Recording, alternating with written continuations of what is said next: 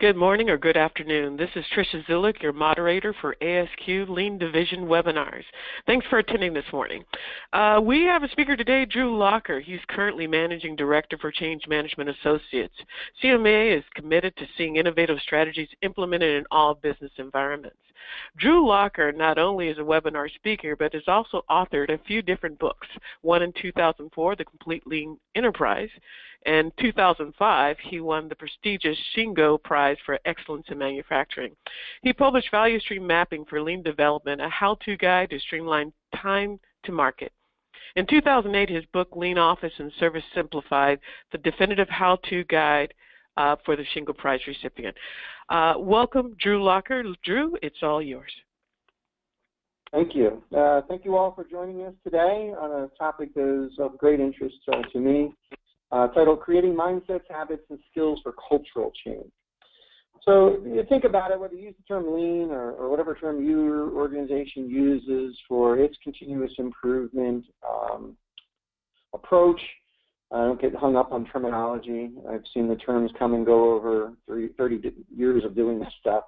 But what are we really after? What are we trying to achieve with this? And basically, it's trying to get all members in an organization to try to continuously strive to do better in order to develop a culture of continuous improvement. That's the real objective, getting a culture of continuous improvement where everyone's coming in, every day, every week, trying to figure out how do we do a little better than last week, last month, last quarter, last year. And you'll hear me probably several times during the webinar refer to Deming's age-old proven improvement methodology of Plan, Do, Check, Act, or PDCA. But that's what we're after. It's not about the tools and things. It's really the mindset that we're trying to instill in folks to continually improve themselves, their processes, and in turn, our organization. So what does this mean? Well, if you think about continuous improvement, that means continuously changing. And that's not easy for folks. That's not easy at all. Most people fear change. They fear the unknown. And this is a real thing. It's served us well as humans for a long, long period of time. It allows us to survive. Years, hundreds of thousands of years ago, maybe longer. We didn't go in that dark cave because we were afraid of what was in there. And again, that instinct has served us well as a species, surviving all that time. So this is a real obstacle, and how do we kind of overcome that? Because again, continuous improvement means an organization willing to embrace change, and that is not easy. What we suggest or hope is that we can kind of get people over the hump of that fear of the unknown with a genuine curiosity for the unknown. And if we can kind of get to that point, and people can get there, as we'll discuss later, then we can really get this ball rolling. And we can start really developing this culture of continuous improvement. For full disclosure, I'm an organizational behavioral science guy from way back, and I'm also a Demingite from way back. And for some reason, my computer locked up. Hold on a second. Let's see what's going on here. I'm going to get out. What is going on with our webinar?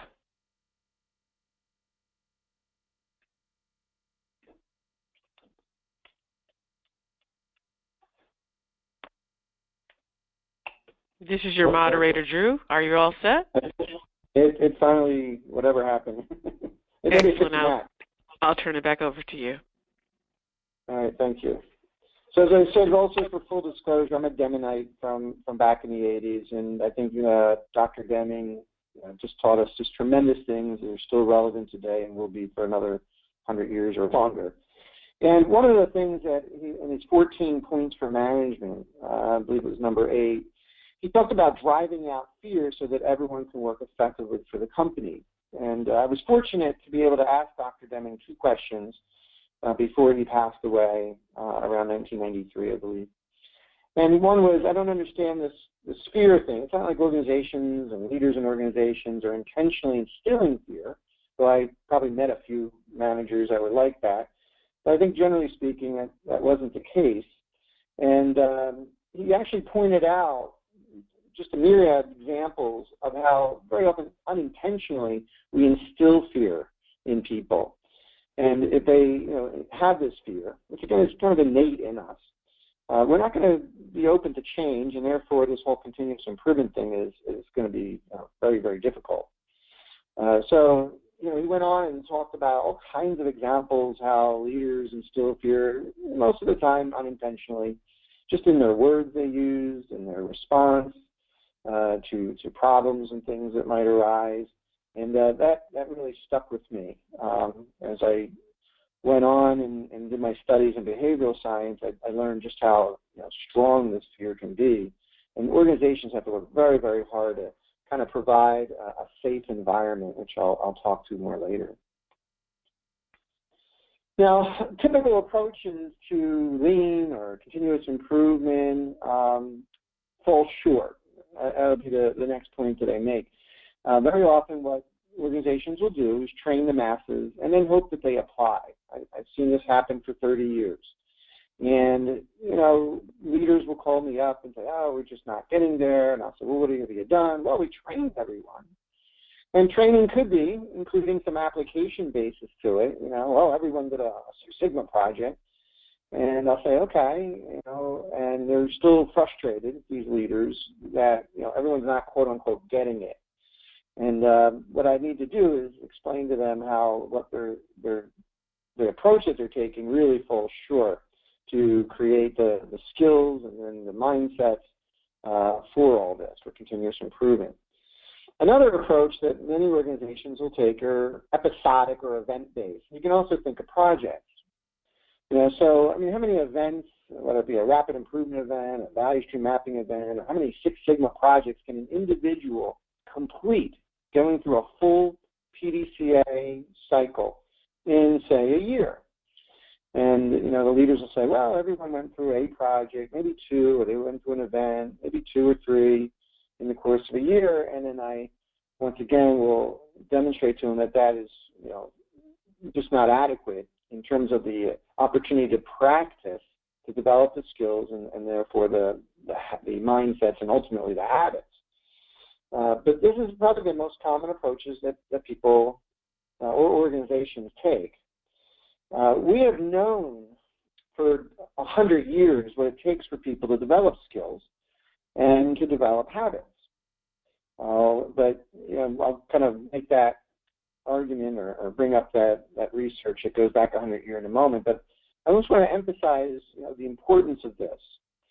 So let's say we're doing rapid improvement or Kaizen events, and we get a group of people together, maybe 6 to 10 people, and we give them an objective, and they're going to go work on something to improve. And hopefully they get through a full PDCA cycle. And you have to get through the full cycle to truly develop the proper skills. And, then we're going to do another one, maybe 2 weeks from now, maybe a month from now. Organizations can really kind of handle so much of this because these project and event type approaches tend to be, disruptive to some degree. And we want to get another group of people involved because we want to involve people. So it's another 6 to 10 people, and so on. And again, when you really sit back and say, well, how many opportunities have people been given to practice PDCA and including the quality tools that they should be using and going through PDCA, you find out the answer to my question is usually 1 to 4 a year, 1 to 4 opportunities on an individual basis a year. And as I said at least twice already, that's just far from sufficient. So 100 years ago, a gentleman named Edward Thorndike, his psychology of learning helped us understand what does this really take. And this has been kind of proven by some other methodologies. For any of the lean folks, if you're familiar with job instruction or JI, which is part of training within industries, or TWI, it's based on repetition. And we know that it's a minimum of 4 to 7 repetitions to begin to create and develop skill. So minimum of 4 to 7 repetitions to begin to create skill. To actually start putting that information and that knowledge into short-term memory so it can be more easily recalled. Habits, there's different studies on this in different ways, but we'll just kind of use this data for our purposes today, but a minimum of 17 to 27 repetitions, or you can look at it in another way, 1 to 2 months to begin to form a habit. That's not sufficient to sustain it, you're just starting to begin. So if you think about, like, a few years ago, I had major shoulder surgery on my right shoulder. I'm right-handed. I had to learn how to brush my teeth with my left hand, and I'm a kind of a weird geek about all this stuff. I'm thinking, okay, it's going to take me 17 to 27 repetitions, maybe upwards of about a month. Brush my teeth twice a day. You can do the math and say, okay, within a month, I should be able to start being able to brush my teeth with my left hand without so much, deliberate thinking about it. And lo and behold, it did. It was about 3-4 weeks by the time I was able to do that. Now, we're not talking about mastering all these things. That's thousands of hours of practice that maybe none of us actually, get to. We're just talking about competency in problem solving, process improvement, and skills are required. So again, this data goes back 100 years. Now, there's expressions in our language that are always a lot of truth to, and one is, if you don't use it, you lose it. So what the actual numbers are depend on many things, like, the frequency between practice. The longer that you go, the more you're going to lose. So that just really screams for practicing on a smaller basis. Use a baseball analogy, small ball. It's not about the scope of the change or the scope of the project. It's about getting through the process of PDCA, using the tools, the quality management tools to be successful. And if I can go through that in a week, that's great. And if I can do that, maybe every week for the next month or two, I'm probably going to have the skills that I need and begin to create the habits and the mindsets for all of this. Because there's a thing that Edward Thorndike referred to as fading theory, and the studies have shown ever since as well that what you don't use, you will lose about 80% within 2 weeks. So again, if we go back and think about a project approach to continuous improvement or an event type approach to continuous improvement, and there could be great time in between the ability to practice, people are going to lose a lot. So these numbers that I'm showing here, the 4 to 7 repetitions to begin to create and develop the skills, and 17 to 27 repetitions to begin to form a habit, those can go up much higher just because we're not practicing on a frequent enough basis, and we're have to relearn a lot of this. So when I share this information, typically with leaders, when we're having this conversation of why people, quote unquote, aren't getting it, and they're not seeing the cultural change that they would hope for, usually, the reality starts sinking in, and they start realizing, oh darn, we just really haven't been going about this right. And that's important for leaders to understand. They need to understand what it really takes, so they can provide the appropriate support. They can hopefully exhibit the proper patience, which not many leaders do. But these are facts, and they're really inarguable. So we need to understand this. Again, this is nothing new. It goes back 100 years. So what we need, if we're going to take a project basis or an event type approach, we need something in between. We need to practice PDCA on ideally a daily basis. That's perhaps impractical, but maybe near daily or weekly. I prefer the term near daily. And the only way to do this is for frontline and middle managers to work with their natural work groups to address problems and improve processes, kind of where the rubber hits the road. I always say all roads will lead to that frontline manager, frontline supervisor, middle management, working with their natural work groups, facilitating, coaching them through PDCA, and if they do that, then we'll again get to our destination, this culture of continuous improvement, in a shorter time frame. But too many organizations approach this with, they have their black belts or they have their, leading group, and they don't have enough of those folks to be able to seize all the opportunities to practice good problem solving and process improvement, because they can't be everywhere at all times. Only the frontline leaders, frontline managers, middle management are in that position. So I always try to emphasize to organizations, all roads lead to that, and therefore we really should start continuous improvement with those leaders in those positions. So leaders must practice CI where the rubber hits the road, and there's just an abundance of opportunities that arise in the natural course of the day, the business day. And those frontline leaders and middle managers, they're the ones that are in the best position to seize those. And in a deliberate way, lead their folks, coach their folks through PDCA. It can't be haphazard, because humans won't learn as effectively and efficiently if it's a very haphazard approach. So whatever your methodology is as an organization, we need to kind of adhere to that for teaching purposes. If we're using 5, 6 different methodologies, or we're not following the methodology that is our kind of go-to workhorse improvement methodology, and we don't follow it consistently, all we're going to do is create a lot of unnecessary confusion, and it's going to extend out this learning curve that we just were talking about. So we want to do this in a very deliberate way, following the established methodologies, whatever those are for your organization. And then people will, through deliberate practice, will start to catch what I call the change habit.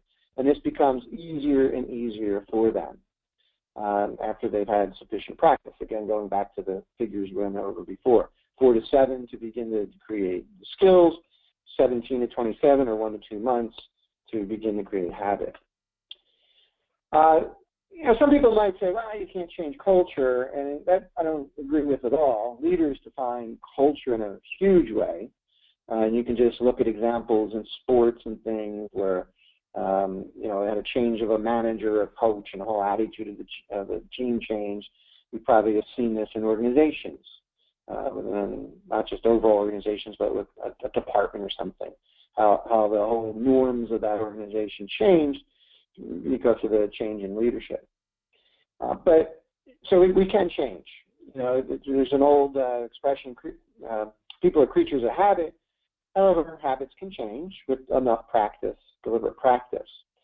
So that's what we have to do. And leaders kind of exhibiting these desired new behaviors. And over time, with deliberate practice, people will start to create the new habits, which become the norms, new norms, and then we're where we want to be, where we get the culture. Culture continuous improvement, where everyone's kind of thinking, they got the right mindset. How do we get a little better than last week, last month, last quarter? And we're kind of exhibiting the proper behaviors to that end.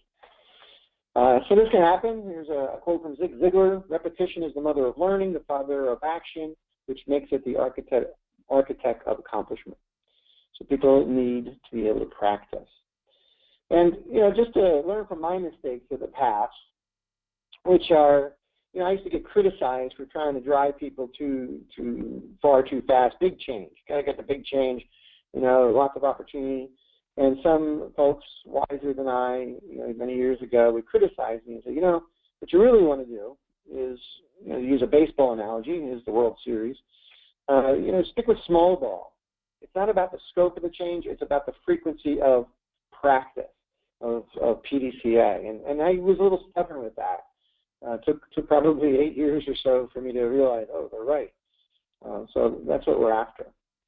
So to summarize what we've covered, to create a new culture, to change an existing culture, we got to change the way we think, act, interact, make decisions, and communicate. And that's a tall order. I never said this would be easy. I'm just giving you kind of the background of what is necessary. And then let's start practicing, because we'll get to our destination quicker. Now, there's a few things that we can all do to help, leaders in particular, but anyone really, because we all influence others in our interactions with them. So I think at all times, everyone is a leader at some point in time. First, we got to understand, what we're working up against. So a little bit of human behavior and neurology. The human brain seeks to conserve energy. It consumes a lot of energy, and it's in essence a lazy organ. So it would rather always stick with the known and familiar, because to deal with the unknown and unfamiliar creates the need to consume a lot of energy, and it just doesn't want to do that. So that's a problem. It's another obstacle. Another way of kind of putting this is the greatest enemy to our human potential is our comfort zone. So humans want to stay in their comfort zone. They consume less energy. It's safer. And again, this has served us well for many, many years and as a species. So the human brain seeks certainty and safety. Now, here's the thing that's interesting. A lot of folks make this comment to me, you CI people, you know what we need to do. And I say, actually, I have no idea what you need to do or your organization needs to do. I do know through my experience, if we get the right people together with the right methodology and the right tools, they can solve all kinds of problems. They can improve all kinds of processes. I do truly believe that. But, again, they need the methodologies, they need the tools, and they need the opportunity to practice. So what we have to do is get people to replace this need for certainty in the solution or what we're going to do to certainty in the problem-solving or process improvement processes that we're practicing, that we're putting to use. That's where our confidence comes from. Guys like me have been at it for a long time with continuous improvement. Again, we don't know. And I always tell people, if any consultant comes into your organization that tells you what to do, throw them out, because they don't know your processes, they don't know your people. There's a lot they don't know. But if they come in and say, we have some methodologies, let's talk about who the right people are, and together they'll figure out how to improve, that's the kind of consultant I work with. And with that practice, as a consultant, we have a lot more opportunity to practice in different environments. We see that it's true. Get the right people together with the right tools, right methodology, they can improve pretty much anything. And that's where our confidence comes from. So we have to kind of replace this need for certainty in the solution with confidence in the problem-solving and process improvement process that we use, whatever that is. And there's many of them. This is a quote from a comic strip from many years ago, at least late 80s, I believe. The certainty of misery is better than the misery of... Now think about what this means. The certainty of misery is better than the misery of uncertainty. And I like to talk to people, and they like to tell me their problems, and I write them down. And then we go maybe back to an area, and we're going to improve a process, and people are resisting that. I often recall this quote: the certainty of misery is better than the misery of uncertainty.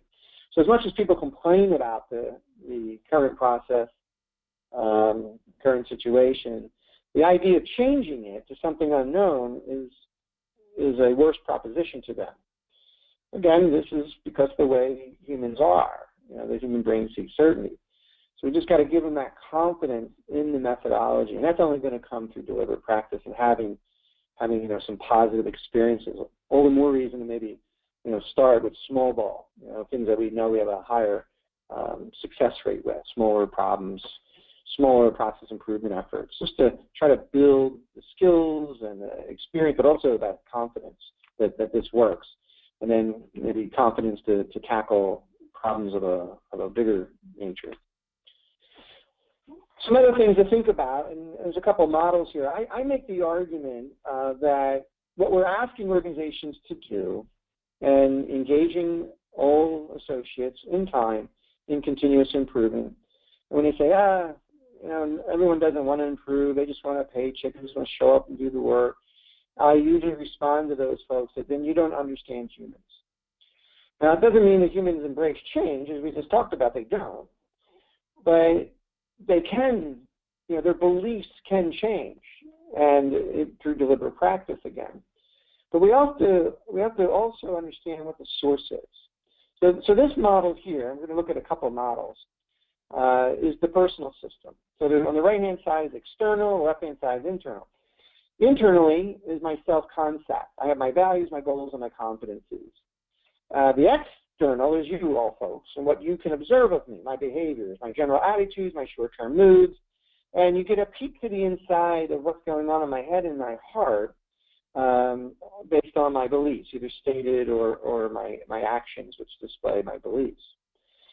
Now, the way this kind of works, so I'm interacting with folks, and a lot of times they're naysayers, and they're like, oh, that won't work here, we tried that. And I'm thinking, okay, I refer to this model, and I think about, where's the source of the resistance?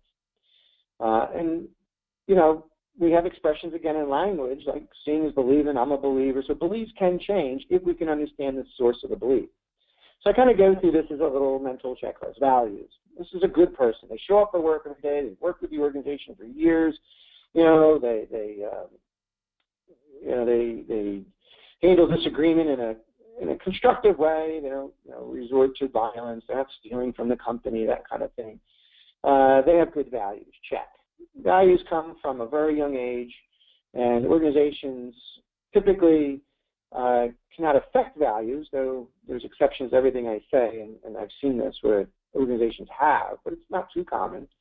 The best organizations can do is make sure that they have policies in place to kind of sort out people that don't share our values.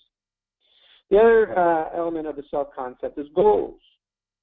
Perhaps they're resisting or they don't believe this is going to work here because they see that the change is going to hinder their ability to meet some short-term goal that they're held accountable for. So sometimes here, the organization has to look at the goals that people are being held accountable for and change them to make sure that they're aligned with what we're trying to do with continuous improvement. Because think about it. You want to improve. Well, you know what? Anytime you make a process change, it's going to get worse before it gets better. Now, how long it takes to go from worse to better, I don't know. It depends on the nature of the process change and many other factors, but it's going to get worse. So if I'm a leader in an area and I'm being held accountable for certain goals, and I'm thinking change is bad because it's going to hurt my ability to meet these goals in the short term, and I can't really see or think in the long term, I'm going to resist it. So it could be the source of the belief, the resistance. It could be in the goals, which organizations can affect. The last is competencies. This is your aggregate collection of your skills and your knowledge to date you've accumulated as a person. And competencies are important because what comes with competency, a strong sense of competency, is confidence, which is a good thing. Then maybe not confidence in what you're doing. What we want to do is get confidence in improvement, which will only come through experience. But we're just talking about competencies. There's full skill and knowledge, experiences to date. So when people say that won't work here, we tried that, well, tell me what you did. And a lot of times the belief originates from competencies. People don't even understand what the concept is that is being suggested. And humans will resist what they do not understand. And that's why I carry around 1,000 photographs on my laptop. So I can say, oh, let me show you, what we're talking about. Oh, that's what you meant. I didn't know that. And then all of a sudden the belief starts to change, and the attitude starts to change. That's why I'm at a conference this week. We have 2,000 people at this conference for them to get new experiences, new knowledge. And with that, they improve their competencies and maybe change some of their beliefs. It could be past experiences. We tried that. I said, well, what did you do? Or what did you do? And they articulate that. And, well, I don't want to repeat the mistakes of the past, so let's talk about it. Is the concept wrong or the approach that we took to the concept? Maybe it was the approach that we took, and usually it's the approach that we took. We'll say, let's pilot the idea. Let's try it out. Let's not implement it fully. So you can have some experience with the idea, and we can then maybe start changing the beliefs and then the attitudes. And this is completely aligned with Deming's PDCA, because that was the second question I asked. I don't know the difference between do and act.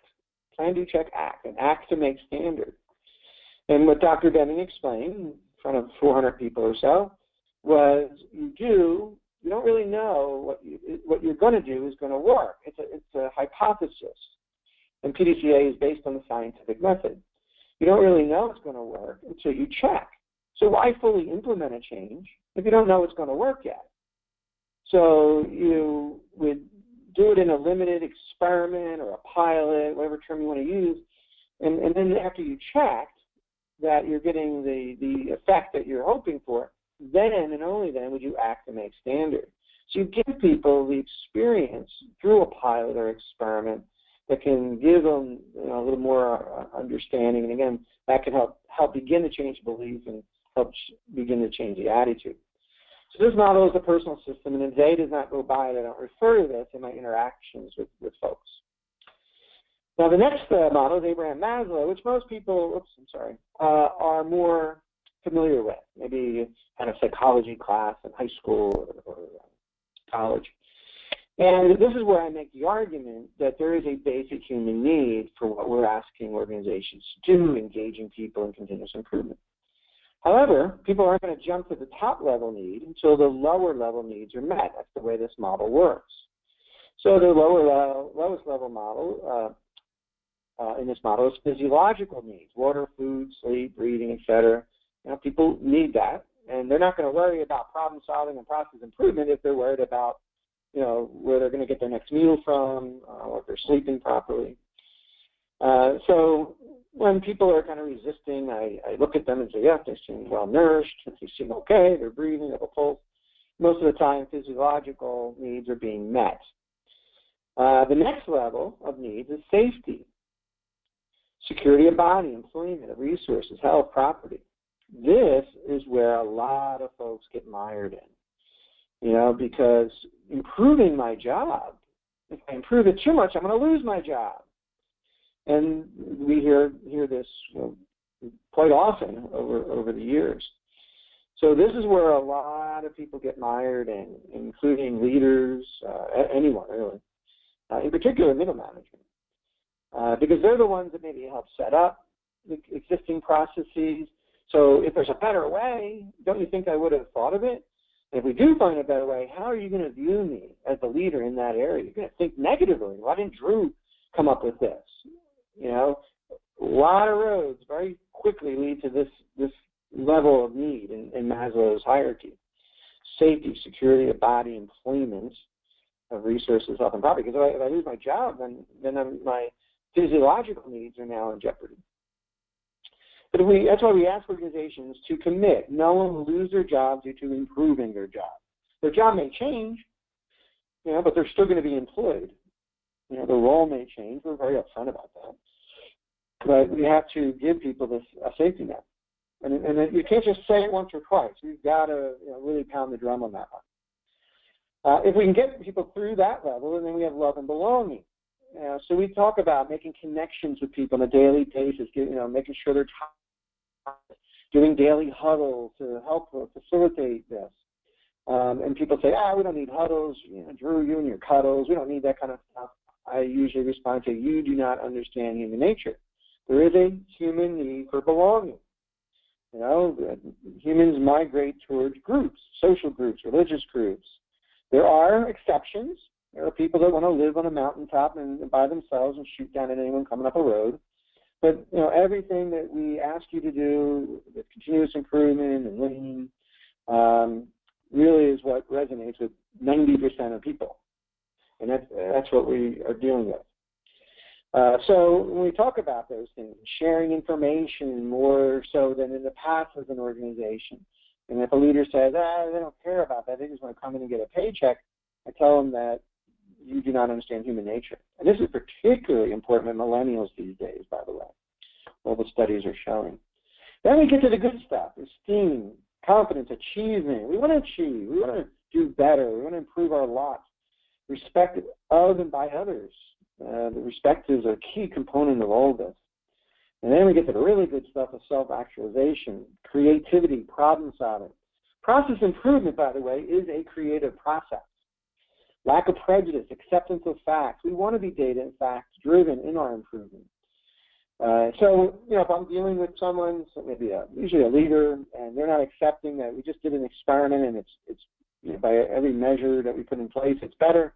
And they don't accept that. I go back to Maslow's hierarchy and say, okay, what's going on here? And it's usually that second tier, that safety.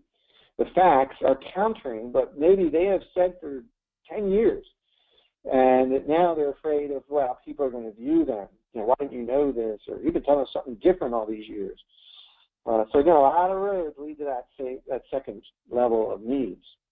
But humans need to be problem solving and to be creative. Again, process improvement is a creative process. I always ask people, how many people do puzzles? And a lot of people do puzzles, because you're trying to solve it, whether it be Sudoku or crossword puzzles or Ken. I mean, Katie crushes a puzzle, really. So all these games and things that people are playing are all meeting a very important need. So a day does not go by, and I don't think of Abraham Maslow in this model, which, as you can see, goes back over 70 years.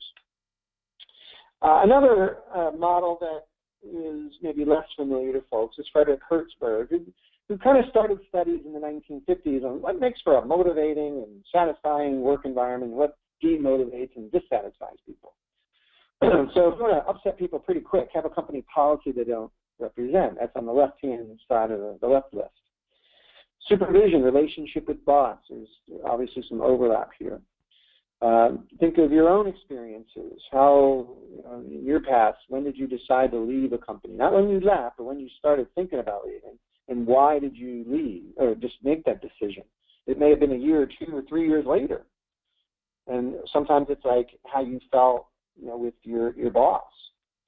Work conditions, that can dissatisfy you. We're working in dark, dingy, messy conditions. This is why we start very often at 5S, just to get conditions that are acceptable to people. Salary is on this side of the list, the dissatisfaction. It's not on the right side of the right list. Satisfaction. Money doesn't buy happiness, as they say.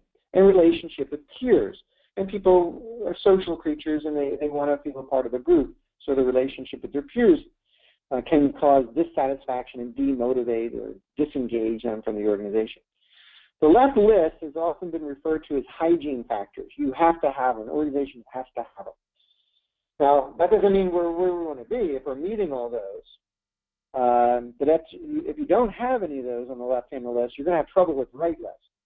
If people are not going to want to go to the right list, which includes achievement, recognition, responsibility, growth. So let's take a look at this list. Again, people want to achieve. They want that sense. They want to be recognized. The work itself should be rewarding, and this is difficult in some environments. It depends on how you define the work itself. Responsibility, we want to involve people in more ways than just doing their jobs.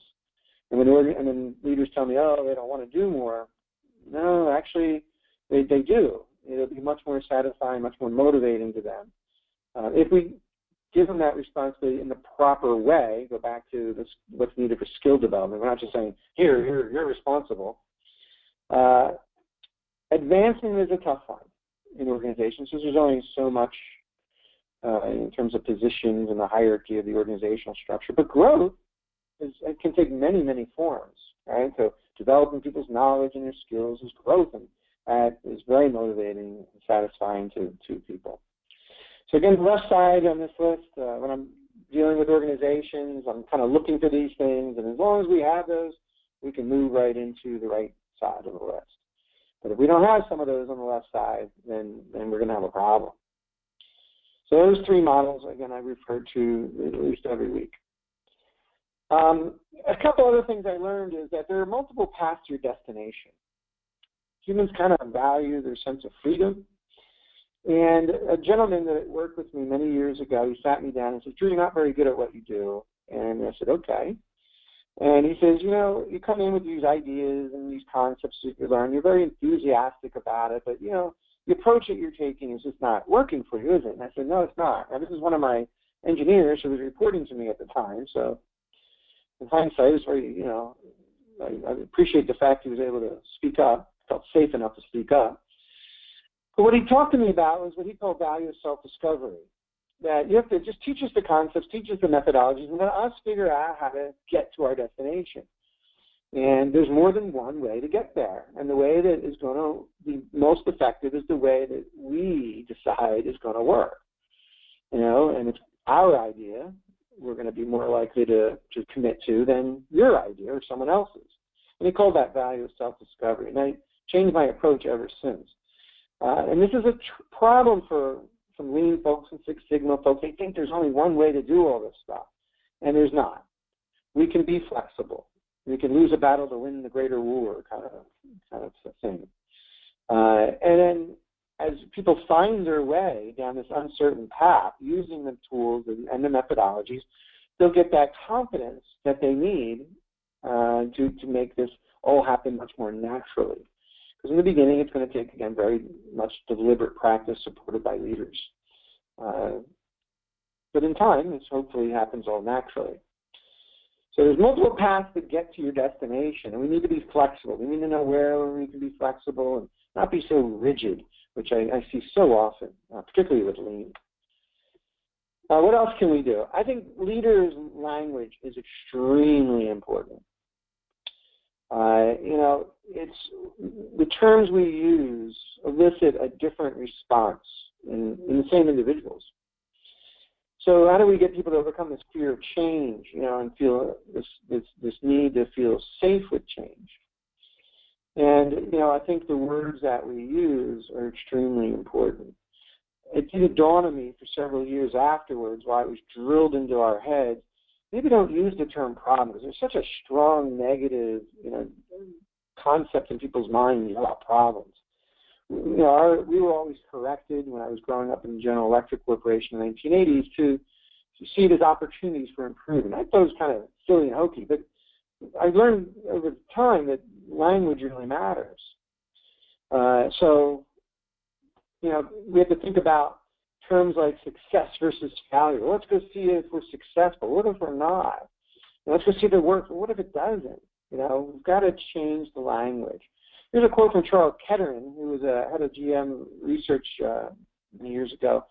He said, the biggest job we have as leaders is to teach employees how to fail intelligently.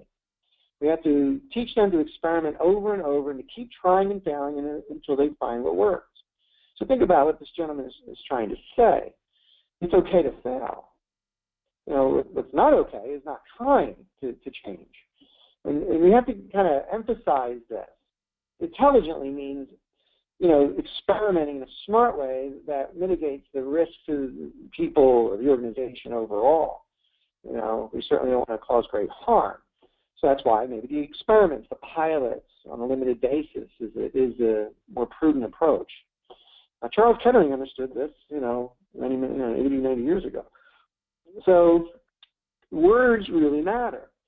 So instead of saying, let's go see if it works, maybe we say something like this, when can we go see what we've learned? People like to learn. So the words can evoke a very different reaction. And as I said before, this really conveys what Deming's intent was of PDCA as an experiment. It's a hypothesis. I plan what I want to do. I do the experiment. I check the results. And only then, if the results were what I had hoped for or expected, and we would act to make standard and then start the whole cycle over again. So words really do matter.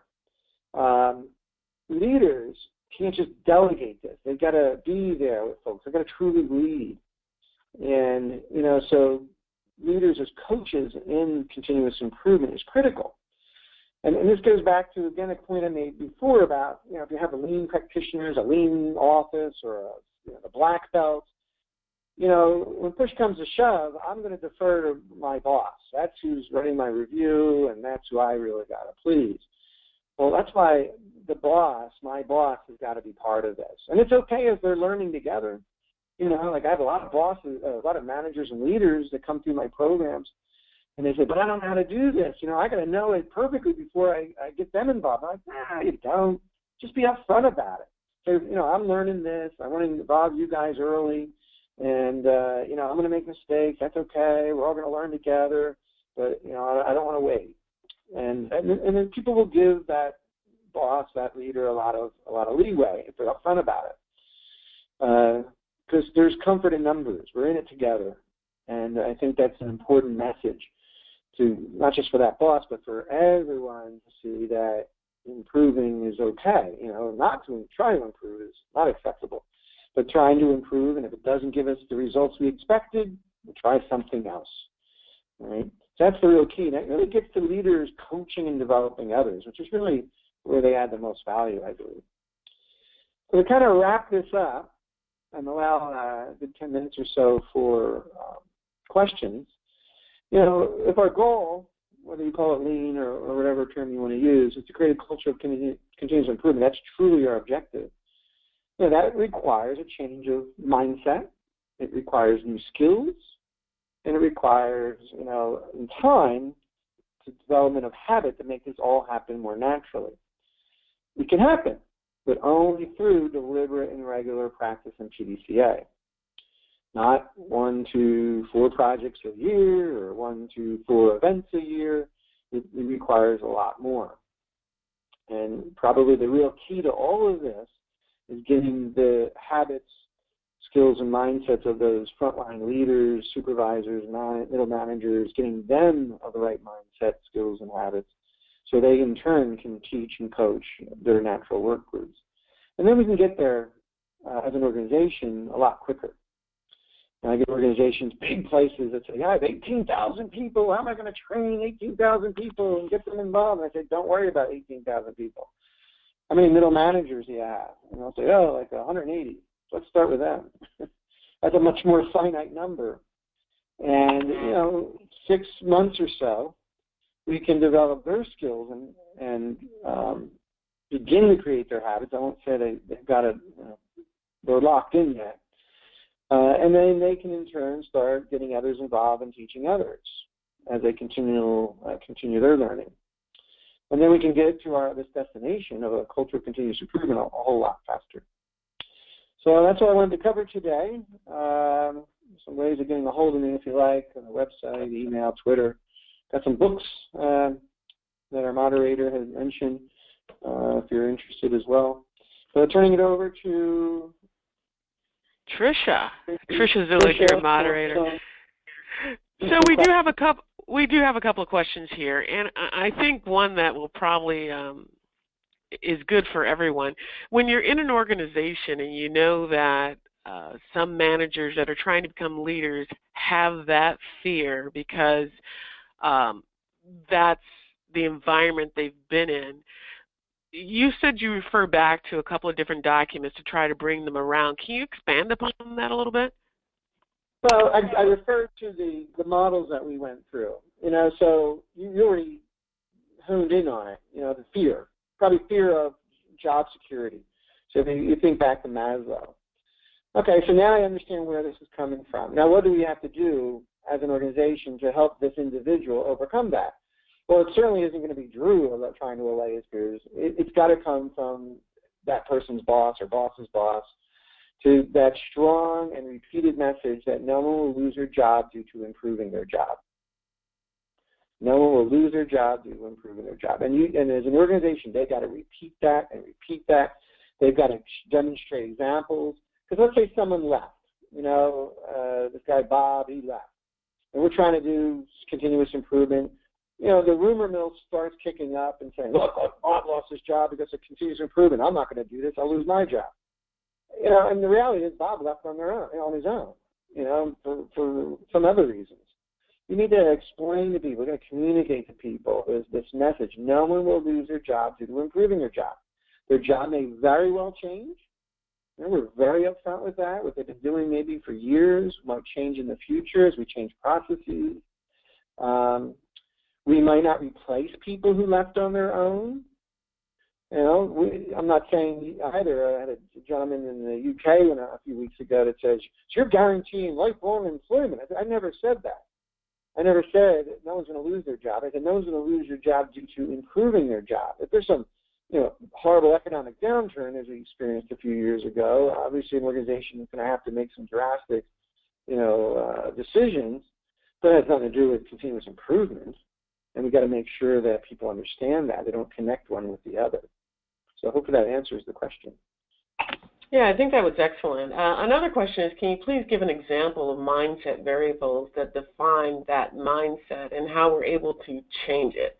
It kind of dovetails what I just asked you, but it really has to do with people's mindset when it comes to change, because as a leader, we come into environments and we begin making changes, and of course it gets questioned.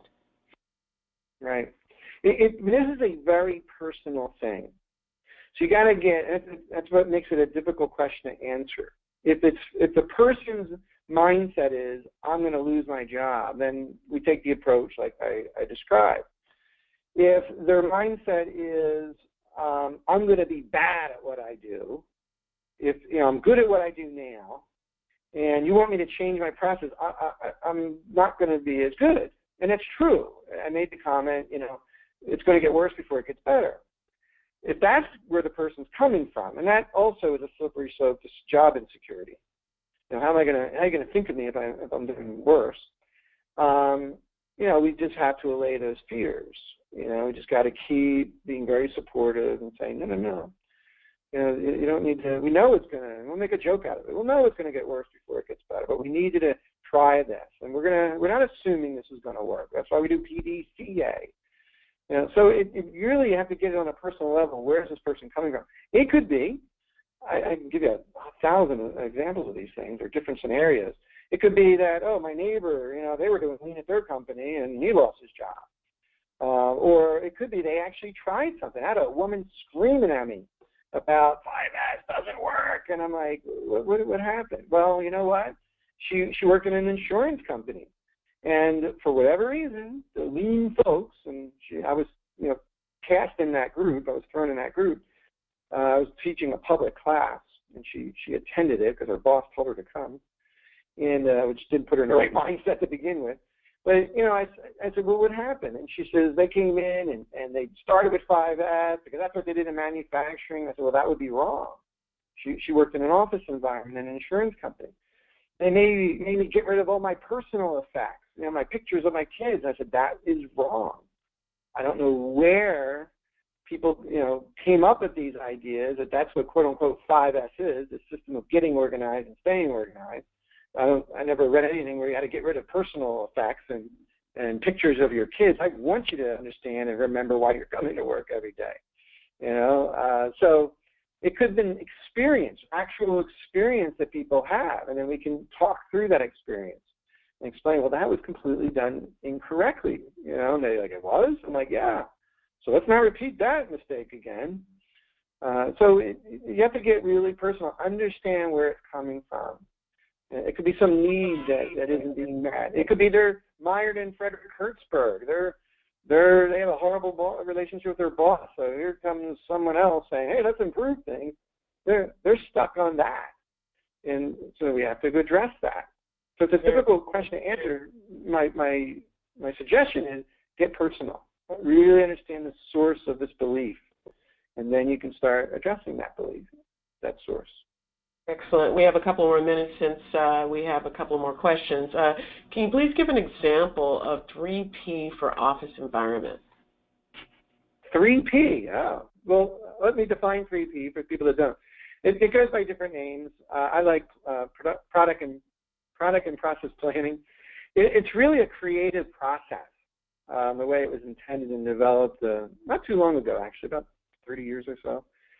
And you get people together, and whether you're trying to design a new product or a major redesign of an existing product, or you're trying to redesign a process, or you're designing a new process, it's usually big change. And it's based on a couple principles. One is 7 ways. Don't just narrow on one way. Come up with 7, because what it's trying to do in that respect is expand the creative process, your mindset to be more creative. Another concept is biomimicry. What examples in nature do you have, can you come up with that replicates that function of that product or that process for the same purpose? It's trying to get you out of, quote unquote, your box to see other solutions. So it's really a process, a methodology to help spark creativity. There's some other tools, too, that go along with it. Rapid prototyping, testing out, rapid experimentation. So that's 3P. And you can do that in Office. You can do it in Office layout. It's about trying out any new process in a quick way to expand the learning. And if you can do that through simulation, like I said, pilots, all the more so. So I have hospitals that they've been using 3P for a long time. And it just comes in their natural language now, their everyday language. And they'll say, okay, let's do it 7 ways on this. And they're trying to come up with 7 different maybe process changes that they hope is going to improve it. But not 1 or 2 in narrow, because that's easy to do. What's interesting when you get people coming up and identifying 5, 6, 7 changes, or even sometimes more, that you can see them really stretching their creative process, and you get more creative ideas. It's a strong element of collaboration too. You can even do the classic 3P of prototyping using simple materials. We've done it in hospitals, designing entire wards, using 3D mock-ups, full-scale mock-ups even in like an empty warehouse before we start pouring concrete and making the wing or the unit. So we've simulated office cells before we actually move everyone's desks and things. So it's just that rapid simulation, which it's also the term I like is try-storming. You learn more by trying than you do brainstorming. So anytime you can do those kind of real experiments without fully implementing the idea, you're meeting the spirit of 3P. So hopefully if you read the book, it's a manufacturing story, it's a storybook, but currently there's a healthcare story that goes in 1 or 2 chapters. Excellent. 2 more questions and we'll wrap up. We just started to use Scrum, SCRUM, for managing new product development and introduction. Any quick thoughts on this? Well, the Scrum Sprint terminology comes out of our Agile friends, and they're all aligned with what we would call lean product development. It's just a different set of terms. So it sounds like you're not hung up on that, which is a good thing. So think about what we're trying to do with sprints. We'll start with sprints. So we have a 1-week sprint, which is where maybe 2 weeks. And the team itself, they work on the details of what they need to accomplish in those 2 weeks for a project to meet some longer-term goals, in terms of schedule and things. We don't detail out 2 years ahead. We don't detail a year ahead. We don't detail 2 months ahead because things change too much. But in the sprint, we clearly, okay, what do we want to accomplish or need to accomplish in the next 2 weeks if we're doing a 2-week sprint? And the people are involved in doing that. So they have that ownership. They're doing short-term goal setting. They're breaking work down in smaller chunks, which in lean terminology would be like smaller batches. They're coming up with, these are the things we're going to do, so they have that ownership and get that accountability. Now, the scrums are typically daily. That is a strong social aspect of scrums. You get people together. We would call them huddles in lean, and go over what did we expect to accomplish today, what didn't we, and making corrections to keep the project on track. Don't wait till the end of the week to find out, we had a bad week. Let's look every day. Time is valuable, and once we lose it, we can't get it back. So there's that quick, learning cycles and responding to get the project back on track, not just necessarily from a scheduling standpoint, but also maybe a technical standpoint, a cost standpoint. There's a strong social aspect to it because people are huddling together to go over, usually around some visual devices that have been created for this, visual management devices. The other part of this is, I'm having a little blank, but there's another aspect that I just had a mind blank, I'm sorry. It'll probably come back to me. All right, it happens to all of us. One last question. Someone mentioned you talked about norms. Do you mean procedures when you're talking about norms? Now, we're talking about behavioral norms, how we act, interact, treat each other. Those are norms, that I'm referring to. How we make decisions. Are people open-minded to change? Are they collaborative in nature? Those are the behavioral norms that I'm referring to. Excellent. Thank you again, Drew Locher, for presenting to ASQ Lean members today. We really appreciated your presentation. For the members on the call, this will be posted to YouTube later this week, and the link will go out, and copies of the presentation as well. Again, Drew, thank you for joining ASQ. Thank you to the members. Thank you. Thank you, Tricia.